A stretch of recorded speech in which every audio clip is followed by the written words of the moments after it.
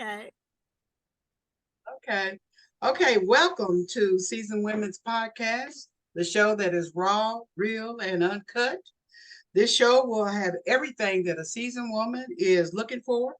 Seasoned women will highlight people from all walks of life from the ICT and across the country. No topics are off limits. Seasoned women, we're going to make it make sense. I'm just saying. My name is Mary Dean, and I am the host of Seasoned Women's Podcast, and I'm the queen of all seasons. My guest today is Loretta Powell of Little Detroit Community Gardens. Loretta was inducted into Psi Theta Kappa International Honor Society on May 1st, 2009. She has been recognized with various awards because of her community garden. And I want to say again, welcome, Loretta. Thank you. Just a little background. I picked up a little stuff. It says, Little Detroit Community Garden is an educational community garden. It states that the community can plant flowers, fruits, and vegetables. Yes. And there was a whole lot of other information on there, but I kind of want you to give us a little background of what Little Detroit Community Garden is all about, and how did it inspire you to, create it? Well, it was created by my neighbor. He needed a vacant lot to do his project on because he did a sustainability class in 2019 at Eastside Community Network. He was trying to purchase a lot on his street, but he was unable to purchase a lot. So he asked me, could he use my lot? So he used my lot during COVID-19 to have an educational garden that you can grow flowers, fruits, and vegetables, and learn about water management and how to save money on your water bill. So that's how it came about. And I named it after my mother. My mother's first name is Little. But in 2020, I created a garden club on Nextdoor app, and I called it Little Detroit Garden Club. So he was trying to figure out a name for his project. And we just thought about, well, let's just call it Little Detroit Community Garden. So that's how it came about. That's how it was birthed out in 2020. Okay, so I was very happy about that. Yeah, because I see, what y'all be doing. I'm following you on Facebook and everything, and it just seems like you just be having so much fun as a community doing what you're doing in the garden. It looks like you're in the garden now, right? Yes, I'm in the garden. I'm in the Little Detroit Community Garden. This is our shed that we keep all our tools in. And two artists was able to donate their time and paint this for us this year. So I was really excited about that. I was really happy about that. We have a lot of donations. People donate flowers, different things that we might need, their time. We have a group of people that in our group, there's about 15 people in our group that help us maintain this garden, because it is a big garden to maintain and keep it growing, looking nice. So yes. So once your garden has replenished, your fruits, your vegetables and whatever, do y'all have a time and a time of the year that people can come and pick from the garden? How does that? People can, once the fruit and vegetables are ripe, they can come, because it's all free. We don't charge anything, because I'm a member of Keep Growing Detroit, and I get it costs $30 for a community garden every year, and we'd be able to plant collard greens, tomatoes, peppers, okra, corn, basil, bell pepper, jalapeno peppers, onions, watermelon, tomatoes. So everything is fruit. Oh, eggplants, because the big eggplants is a lot of people love eggplants, so they come and get them. Yeah. So it's been really nice, because when we created this garden, it brought me closer to my neighbors, because you have something to talk about. They stop by and tell us thank you about what we are doing for the community, because it just changed the community around. It just changed the neighborhood around.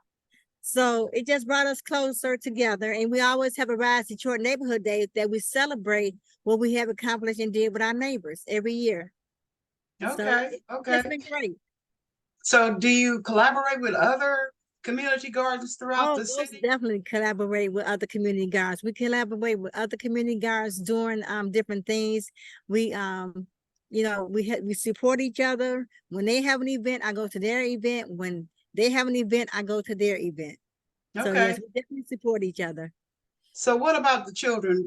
Do uh, children a certain age, or do Children you any get them age can come involved? here.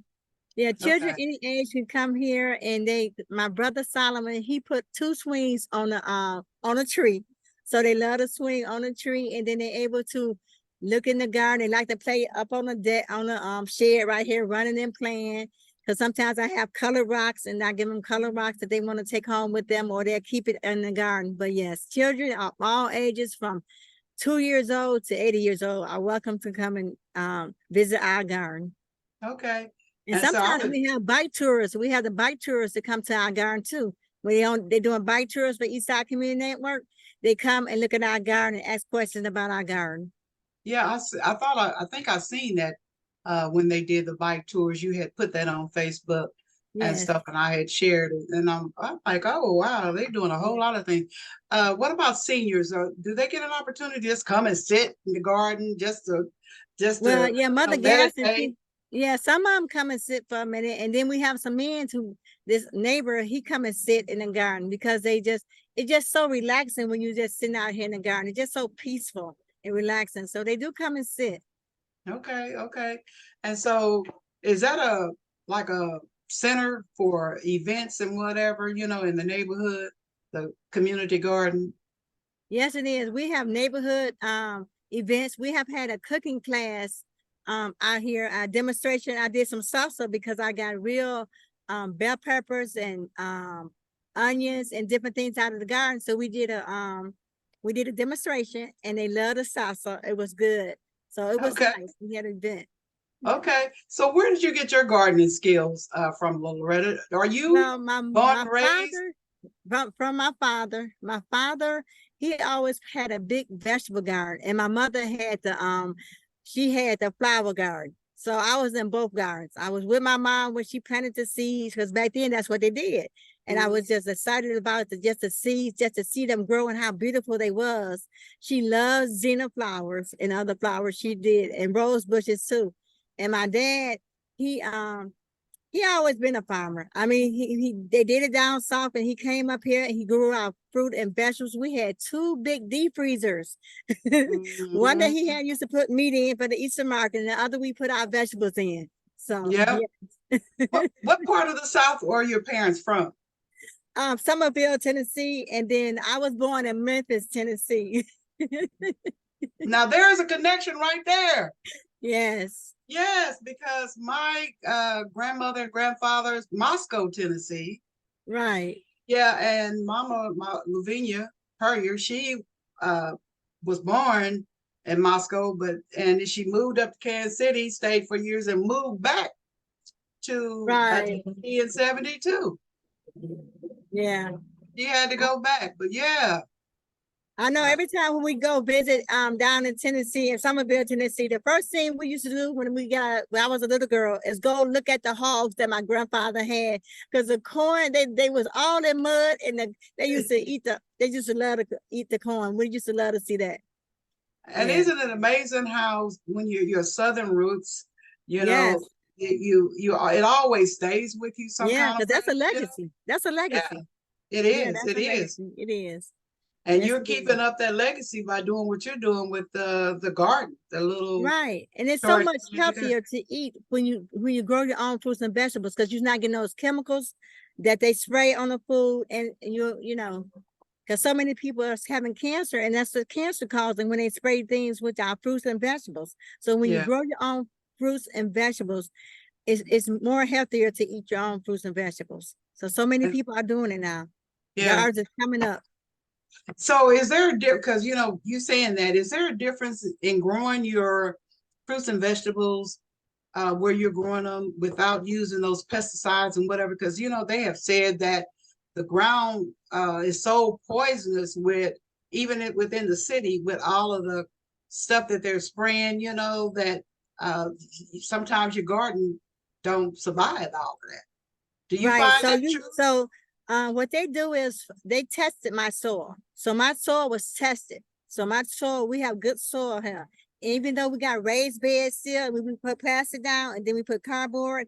And then we ordered new dirt for our garden. So all our vegetables and stuff is good because of things we do. So it's Okay. best to test your soil. And if you got bad soil, put them in raised beds. And then order your dirt from a contractor or a greenhouse or something like that. So Okay. that way you won't get that pour that dirt that's not contaminated soil, because you don't want to Okay. have contaminated soil and then your fruits and vegetables become contaminated. Right. Right. They get So, contaminated. does the city, the county, or do they collaborate, work with you and the community about what you're doing in with your community garden? Oh yes, they definitely collaborate with me. I have been with the mayor. The mayor, he invited us to his house, all the community leaders, and fed us and talked about all the hard work that we're doing in our community, and he appreciated it. So that was real exciting for us to go to the mayor's mansion this Mm, year that he invited us to. And the city workers, they come, and every time I'm having an event, city council, because I'm in District 4, she come to mm, the event just like a Rise Detroit Neighborhood Day. And then mm, I plan to go to Ann Arbor in a couple of weeks so I can become a USDA, because once mm. I register as a USDA, I will get more grant for our community garden, that we can do more things. And I'm also a Detroit Black Farmer fund. So yes, Oh, yeah. yeah, Mentioning that on that former fund, uh, that's a kind of like a disappointment, right? When that money was supposed to have been allocated for Black farmers, and then yes. other farmers decided that they didn't like that situation. So, what's the outcome on that? Do you know? Well, the mayor just put this state in position, a Black woman who's gonna be over it, and her name is Tia. So we're gonna be doing good. We'll be doing all right. Yeah, Okay. yes, we are. We'll be doing all right. Because I got these benches, the benches I'm sitting on, they gave me the money for these benches right here. So you can Okay. apply for Detroit Black Farmer Fund every year to support your farm. Okay. Yeah, Okay. because there's grant money out there. Well, well, that's good to hear, because I was just, Yes. concerned about I think it was what, $5 billion that was put aside for the Black farmers across the country. And they put a halt on that because other farmers decided that no, even though they're getting the majority of the money, they didn't want Black farmers to get any money. So I'm glad that It's your getting better. garden, Yeah, that's good. it's That's getting good. better. That's good to hear. And it's also good to hear. Oh my God, I'm sorry. That's my lawn folks out there. It's also good to hear that you're not out there doing it by yourself, because it's hard to do things by yourself when you're trying to improve and your community and make it a better place to live. So it's good to know that you do have help. Oh yeah, because Eastside Community Network, that is my biggest supporter. They really are. They are my big supporter. I went to class, because you got to go to class. It's a 10th month class, a sustainability class you need to go to get into these programs, so you'll be able to learn about sustainability, learn Okay. about how you can save, purchase a water barrel or a water tote, so you can save money on your water bill to water your flowers or your vegetables. Okay. You have rain gardens, and also learn about how Michigan native plants help with infrastructure because they have long roots. So we have a rain garden behind the shed, and I created a rain garden in my yard to stop the flooding that was happening in my basement, to deter Mm. the water away from your house. So Okay. it's a lot. It's still, and I'm still learning so much about water management, climate. It also helps the climate. Okay. Michigan native plants help with the climate. It brings Okay. bees back into the neighborhood. And that's what we need, bees to help with the vegetables, to help with the pollen. So it Yeah. works all together.